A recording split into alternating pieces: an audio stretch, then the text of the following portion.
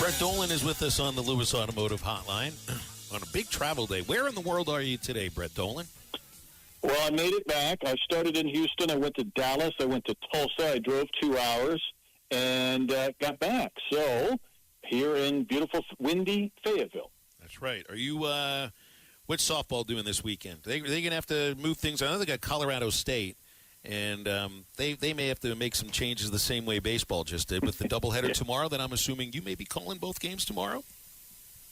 Yes, correct. Both games tomorrow, and I don't know about softball because, again, we're trying to play 3 games in about 24 hours to begin with. So Mother Nature certainly doesn't want to cooperate. And I know you don't mind 2 9-inning games, but darn it, I wish we had nice weather and games on Friday and Saturday, but we'll try and do our best. I guess when you see stuff like what's going on in Florida State and them canceling their entire weekend baseball series and whatnot, I guess a little weather is not that big of a deal. That sounds tragic to cancel an entire weekend of baseball, too. That ever happened to you before? I had an entire series, Shreveport, Louisiana, rained out at the end of the 2001 season. We never even got on the field. It was amazing. It was like we were in the hotel for 4 days straight in Bossier City in a Shoney's Inn. It was freaking torture. I would imagine it's happened a few times. It just seems like these storms are getting worse every year. You know, normally it would rain and then move on and you'd play, but it wants to rain for 3 days in our new landscape, and it impacts series. And of course, everybody's trying to play Thursday through Saturday, I believe, in the SEC with Easter weekend. So there's not a lot of wiggle room on the back end. So I guess we're just going to try and figure it out. Hopefully we can get these games in. I don't know if softball will get all 3, but we'll try in baseball. Give me what's going on. I know Bree Ellis is she having the best season of any athlete that's been on campus this year? Because you look at where she leads the nation in softball, and they're giving her the Barry Bonds treatment, to use your words. Is Bree Ellis right now having the best season of any team sport athlete on campus? Yes. Her OPS going into last weekend was 1,900. Now, they haven't been tracking OPS in softball for very long, about a decade. It was the best, of course, in that time frame. She had 8 plate appearances in back-to-back conference games and didn't have it at bat between walks and hits. On Friday night, with first and second and down a run, Arkansas was down a run, they walked her to load the bases, putting the tying run at third base, the go-ahead run at second base. Ella McDowell gets a base hit. Arkansas takes the lead and wins. On Sunday, the same scenario, they didn't walk her because they didn't want to do the same thing. They had to pitch to her finally. But then she comes up with the bases loaded and 2 outs in a tie game, and they end up hitting her again to force in the go-ahead and winning run. So it's fascinating because it reminds me of Bonds, because every inning you have to think, when is she coming up? Well, are we going to pitch to her? Are we going to walk her no matter what the situation is? So it's unique, to say the least. Brett, we've got this big series with A&M coming in here, and one of the storylines that I hadn't brought it up yet, but I think it's amazingly interesting. The last time these two schools met, it was Dave Van Horn coaching against Jim Schlossnagle. These are two coaches who, well, they know how to get around Omaha really, really well. Now it's Dave Van Horn against Michael Early. And Early, to use his last name, is probably a little early as a head coach. It was like an emergency situation that would happen at A&M last year, that the only way potentially to keep some of their best players was to promote Michael Early from hitting coach to head coach. And it wasn't working out for a while. It looks like it's doing okay right now, but it's just a 2-week stretch. What I mean, do you give an edge to Arkansas in a baseball series based on who the head coach is potentially?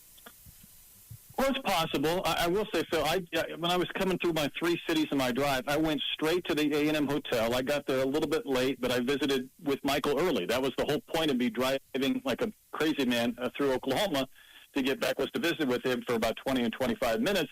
And after I got done, I sent the A&M radio guy a quick text. I said, I like him. I mean, there's a fire to Michael Early. He's close enough removed to his playing days where I still think he has that player's mentality when it comes to just competing and playing hard. I think that translates a little bit to his team.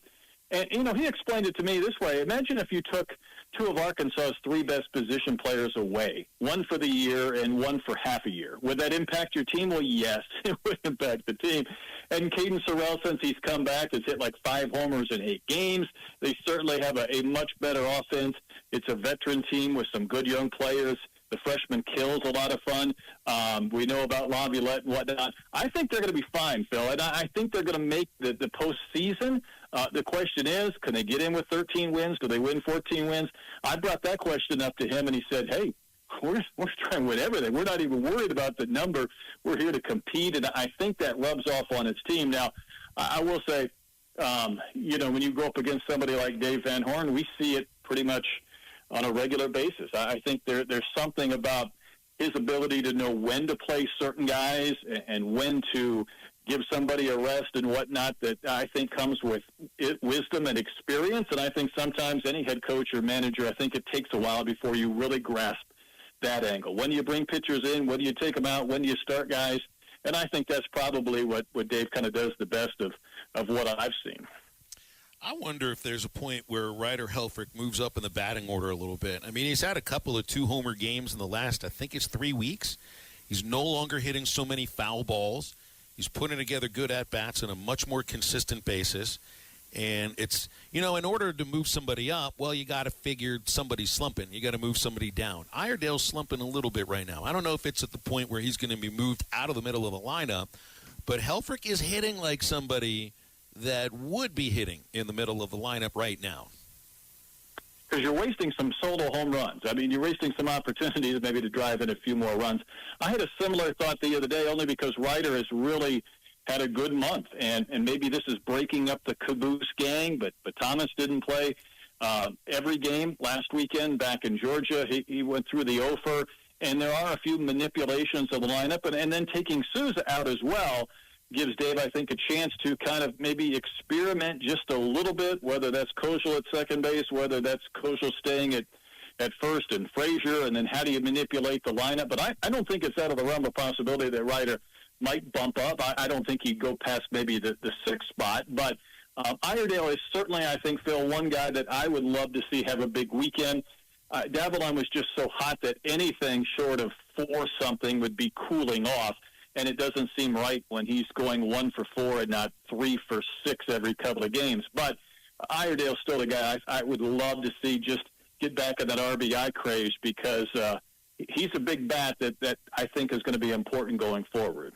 So I wonder what the injury to Nolan Souza, what that means to the team. Because I really like Gabe Frazier as a fielder and as a hitter. I think there's a lot there for the freshman.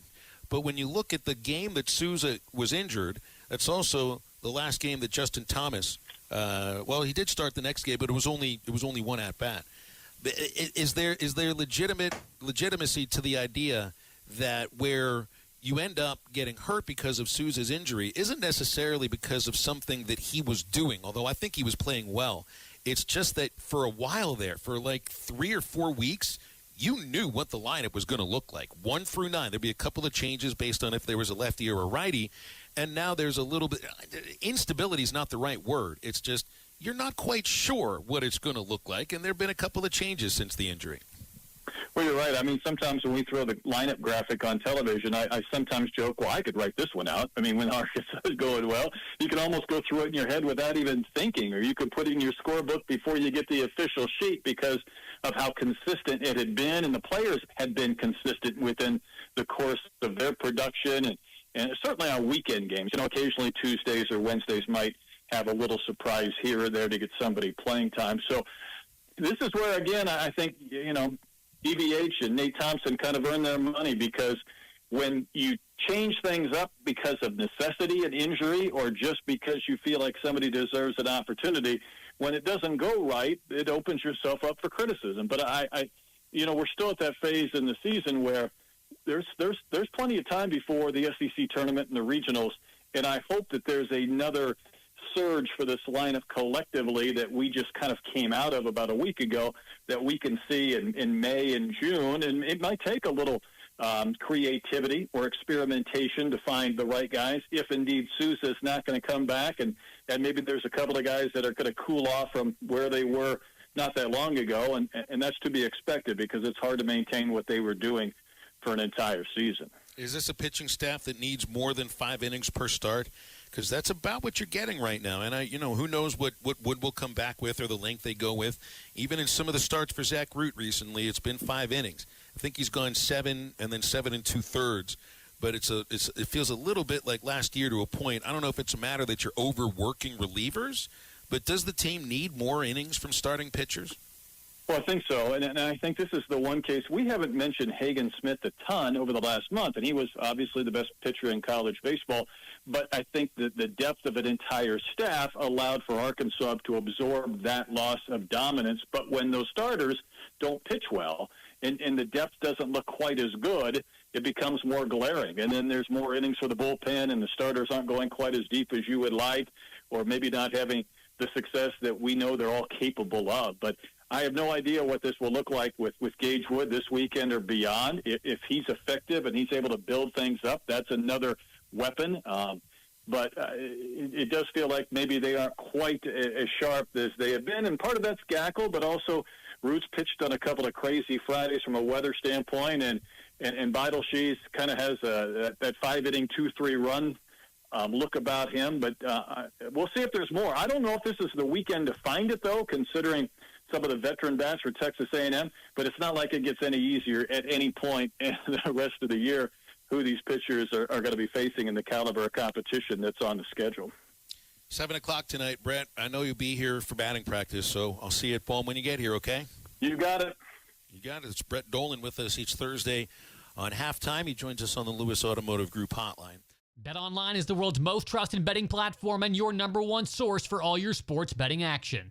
Baseball season is in full swing, and we're into the home stretch for NBA and NHL playoffs. BetOnline has more ways to stay in on the action with the latest odds, news, and scores, even live in-game betting while the games are being played. With the largest selection of odds on everything from the MLB, NHL, and UFC, BetOnline remains the number one online source for all your sports wagering information. In between games, head over to BetOnline Casino with all the top Vegas-style games, including poker and live casino. BetOnline, the game starts here.